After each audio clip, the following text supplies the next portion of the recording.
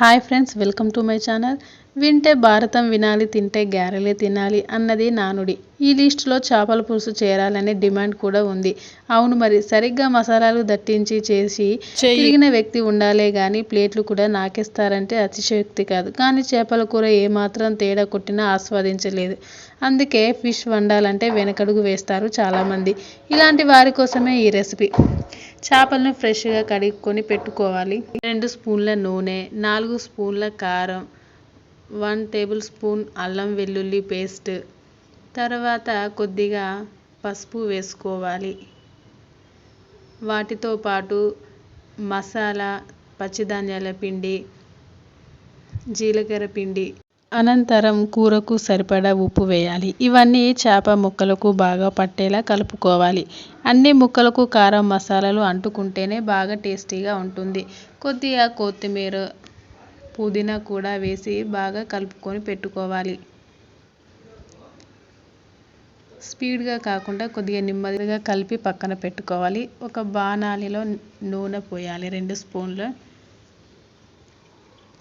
అది వేడయ్యాక కొద్దిగా జీలకర్ర వేసి లో ఫ్లేమ్లో మంటను ఉంచుకోవాలి.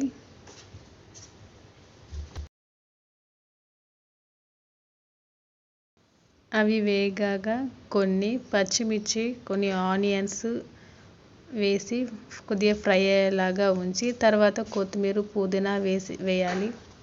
అవి కొద్దిగా వేగాక మనం ముందుగా కలిపి పెట్టుకున్న చేపల ముక్కల్ని ఒక్కొక్కటిగా వేయాలి. అన్నీ ఒకటేసారి కుమ్మరియొద్దు, అంటే చితలు అయితే.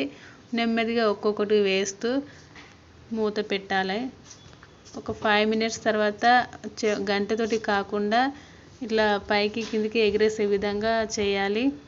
తర్వాత మూత తీసి ఒకసారి చూడాలి.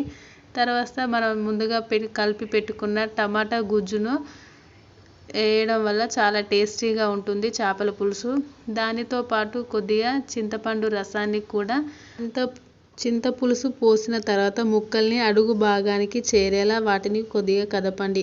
అన్ని ముక్కలు పులుసులో మునిగేలా చేసిన తర్వాత మూత పెట్టండి. 6 లేదా 8 నిమిషాల తర్వాత ఓపెన్ చేసి చూడండి. కొద్దిగా కొత్తిమీరను వేసి మెంతిపిండి వేసి దింపేయాలి. ఎంతో రుచికరమైన చేపల పులుసు రెడీ.